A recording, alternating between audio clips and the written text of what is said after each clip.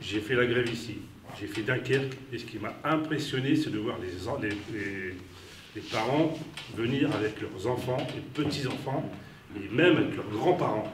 Et ça touche, ça touche. Alors j'ai questionné une personne âgée, je dis pourquoi vous manifestez? C'est pour mes enfants, mes petits-enfants, et peut-être les arrières. Si on commence à avoir 2 ans de plus maintenant, qu'est-ce qui dit que dans 6 ans, ou 8 ans, ou 10 ans, il n'y a pas 2 ans de plus? Jamais ils verront leur retraite. On travaille pour qui? C'est prévu, ça. Voilà. Donc ça, c'est touchant. Et ensuite, je suis reparti pour récupérer ma voiture. Je suis passé devant des collèges et des écoles. Il y avait des enfants à l'abri de bus.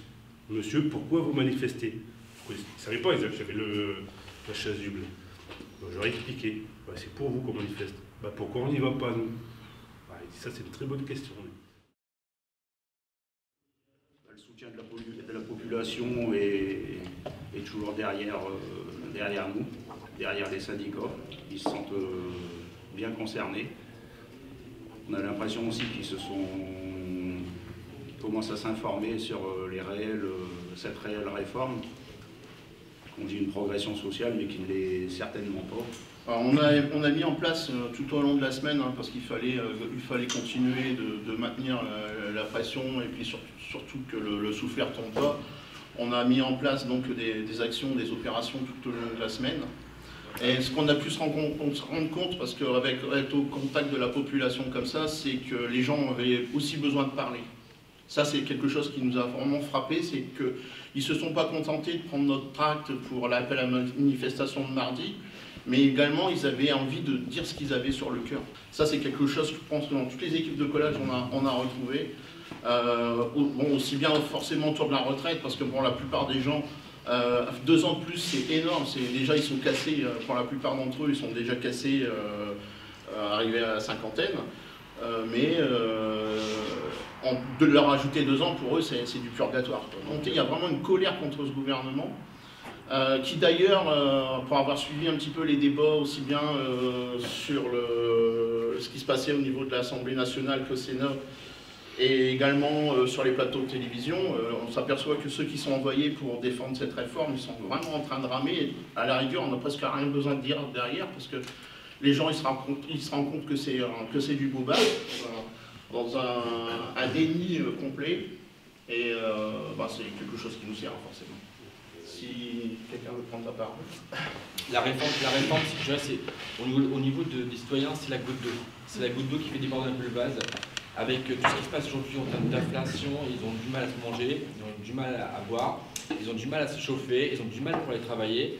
Et là, je dirais que globalement, il faut profiter aussi parce que c'est vraiment la goutte d'eau qui fait déborder le vase. Et ce qui fait que la colère augmente encore plus. Et on voit un peu dans les sondages, on a encore plus, je crois, 6 ou 8 points de gens qui sont sympathisants par rapport au contexte d'être contre cette réforme. Donc il faut aussi profiter de tout ça, c'est que il y a un combat à mener. Ce gouvernement aujourd'hui nous a infligé 11, 12, 49-3, c'est à peu près ça, 11 ou 12. Et celle-ci, il ne faut pas qu'elle passe. Donc c'est aussi notre combat. C'est une bataille qu'il faut vraiment gagner. Parce que si on perd celle-ci, je pense que derrière, ils vont continuer. Ça va continuer, ils vont encore nous appauvrir de plus en plus. Donc moi, je pense que voilà, il faut sensibiliser les gens, leur dire, il faut dire stop, stop, stop, stop. Parce que c'est le dernier, entre guillemets, c'est le dernier moment où on va pouvoir lui dire, vous arrêtez les conneries et il faut arrêter ce gouvernement, tout simplement.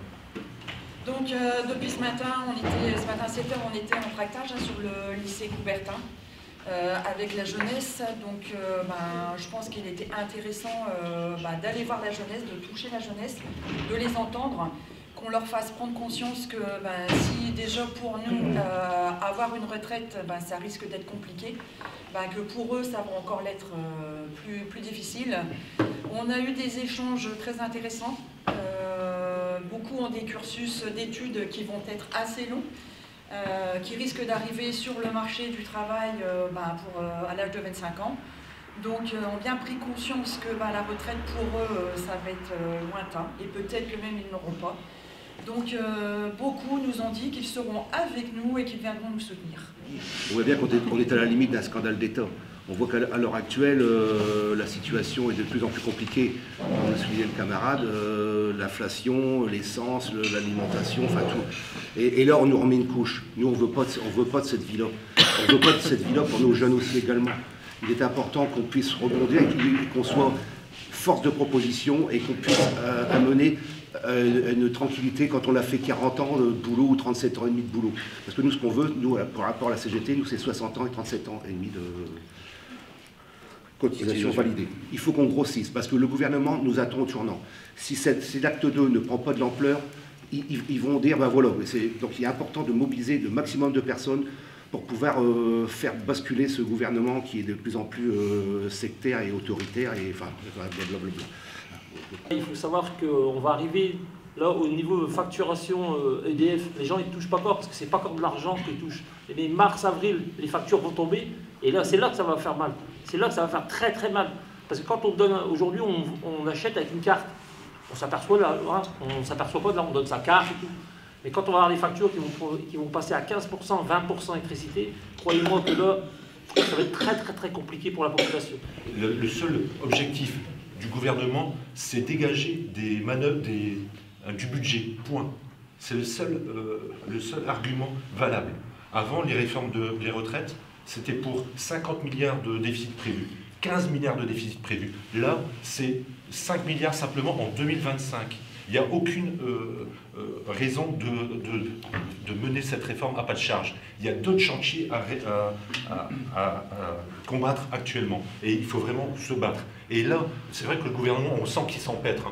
Il y a même un ministre qui a admis que c'est les femmes qui avaient été les plus touchées. Et puis le corps, des fois, ils prennent un extrait du corps et puis finalement, non, le corps a tort. Non, on sent qu'ils marchent sur des œufs. Et le seul objectif du gouvernement, c'est budgétaire, point. On a été dans un confinement durant 3 ans. Ils nous avaient promis une réforme de la santé qui, à mes yeux, aurait été franchement prioritaire. On devait donner des moyens aux soignants, on devait réouvrir des lits. Rien n'a été fait. Moi, j'ai moi-même à la maison 3 enfants soignants qui travaillent dans des conditions un peu pitoyables. Donc c'est vrai que pourquoi la priorité n'a pas été donnée plutôt à la réforme de la santé qu'à la réforme des retraites. Voilà. Il y aura jusqu'au monde intersyndical. Personne ne pliera. On est tous d'accord ici. Personne ne pliera. Donc il faut qu'ils en prennent conscience. Moi je travaille dans la santé et comme elle le disait ma camarade, la priorité c'est bien la santé. Si on n'a pas de santé, on ne peut pas aller travailler. Mais ça, il va falloir qu'ils comprennent. Et on ne pourra pas aller travailler jusqu'à 64 ans si on n'a pas la santé. Si on continue à fermer des lits, si les soignants sont toujours en sous-effectif. Ça, c'est impossible. La population ne pourra pas se faire soigner. Si on n'a pas de médecin traitant, on ne pourra pas se faire soigner. On va se retrouver avec une population dans un état déplorable. Et c'est vraiment la richesse de la France, c'est l'école, la santé. Je pense que nous, on a fait preuve, franchement, non seulement de responsabilité, parce qu'on apporte aussi des solutions. On sait qu'on aura besoin d'une réforme. Et les moyens, toutes les organisations syndicales, elles les ont mis sur la table. Aucune n'a été retenue. Aucune. Mais les gens, ils n'ont pas voté pour ça. Ils ont voté contre quelque chose. Ils n'ont pas voté pour quelque chose. Ils ont voté contre quelque chose. Et ça, il faudrait qu'il y ait un peu de modestie de sa part pour pouvoir et prendre en considération vraiment que son peuple est en train de souffrir, mais de tous les moyens, aussi bien au niveau de son pouvoir d'achat que son bien-être. On parlait de l'hôpital. Il y a des chantiers autrement plus importants aujourd'hui que s'occuper de la réforme des retraites. Il y a la santé, il y a les services publics en général, l'éducation. Il y a des chantiers bien plus importants que de s'occuper des retraites. Et ils ne s'en occupent pas. Pour moi, ce n'est pas le président des Français. Il est orgueilleux, il est vaniteux, imbu de sa personne, et il ne représente pas la France. La population, le peuple n'a pas envie de lâcher, n'a pas envie de plier, et a bien compris que de toute façon, si on voulait obtenir quelque chose, il n'y a pas le choix, ce sera le rapport de force. Donc il se méfie bien. Et j'ai envie de dire maintenant que chaque corps de métier prenne ses responsabilités. C'est-à-dire, vous, cheminots, vous avez les moyens, vous avez des trains, arrêtez-les, bloquez. Que les gens travaillent dans les raffineries, c'est tout, stop, on arrête. On ne produise plus, tant pis, on va tous être dans une mouise, pas possible. Mais je pense qu'on arrive à un stade où maintenant, il faut partir vers une grève générale. Il n'y a pas le choix, il faut qu'on se lance, il faut qu'on arrête. On est parti, on est lancé, c'est tout, stop. On n'arrête plus et on va jusqu'au bout. quand on arrive à des millions de manifestants, ce qui s'est passé jeudi, ou depuis on voit depuis des semaines entre les gilets jaunes, les gens qui étaient contre le pass sanitaire, etc., ça fait des années, à un moment, que les gens en ont marre, et qu'on voit que les manifestations aujourd'hui, on ne va pas se cacher, au-delà du volume, et celle de jeudi qui a apporté quand même un volume de 2 millions, etc., on voit que voilà, on le voit dans les médias, par rapport à Bruno Le Maire qui parlait, dit oui, c'est qu'une manifestation qui s'est passée en France, il n'y avait rien de grave, c'est ce qu'il évoquait dans ses propos, dans un pays étranger, etc. C'est qu'au bout d'un moment, il faut prendre les responsabilités, comme tu l'as dit, c'est qu'il faut bloquer le pays. Au bout d'un moment, il y a comme ça que ça marche, on l'a vu avec les raffineries qui ont été bloquées récemment, ça a fait un scandale terrible, c'était un impact direct. Moi, j'en parlais encore cette semaine un peu autour, et je dirais que moi, mardi, en fonction des syndicats du port, du tunnel, etc., il faut y aller. C'est qu'il faut y aller s'il y a des regroupements, s'il y a des gens qui manifestent, il faut aller les accompagner, parce que c'est aussi comme ça, il faut avoir un impact d'une part par rapport à la masse, ça c'est essentiel, etc.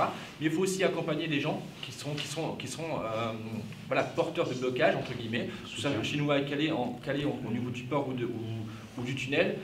Il faut, après la manifestation, il faut y aller, il faut aller les soutenir, il faut les accompagner, parce qu'il faut qu'on ait un impact d'une part sur la masse, mais il faut aussi qu'on ait un impact économique, tout simplement. Moi, je travaille dans l'enseignement. Je voulais rebondir sur les propos de mes collègues, parce qu'effectivement, en 2020, nous étions des professions essentielles.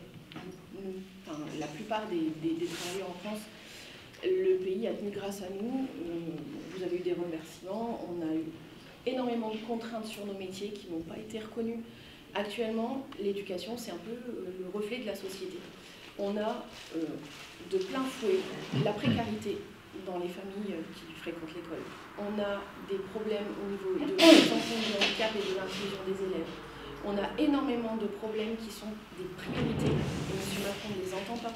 M. Macron a une conception du dialogue social qui ne fonctionne pas. Le gouvernement de M. Macron fonctionne à partir des 49.3 et on voit où ça nous mène. Je crois qu'il est vraiment temps qu'il y ait une remise en question. C'est pour ça qu'on est dans l'intersyndicale et qu'on ne lâchera pas l'intersyndicale. Et c'est pour ça qu'on continuera de tracter, de coller, de manifester, parce que, comme le disaient les collègues, c'est vraiment un sujet qui touche toute la population, des jeunes, des vieux, des travailleurs, des chômeurs, des étudiants. Tout le monde s'inquiète. Il n'y en a qu'un seul qui ne l'entend pas. Les circulaires confédéraux le disent, de toute manière les communiqués le disent, on multiplie les actions, et multiplier les actions, ça sous-entend éventuellement une future grève générale très proche, j'ai envie de dire, surtout si M. Macron, enfin en tout cas le roi Macron, se permet encore de fermer les yeux, parce que vous savez, on n'a plus le droit de dire le mot guillotine en France, on n'a plus le droit de le mettre en image, mais c'est un petit peu ce qui lui pend au nez. Pour l'instant, la CGT est pour les blocages avec FO et Sud. Nous, ce qu'on demande, c'est que l'ensemble des confédérations, s'il y a appel au blocage du pays, qui sont clairs et nets sur la position qui tiendront. Le sondage qui est apparu ce matin par rapport au sondage national concernant s'il y a blocage de la France, il y a 57% des Français qui sont pour. Je crois que c'est un sondage qu'on n'a jamais vu dans les autres manifestations, dans les autres bagarres contre la réforme des retraites ou autres.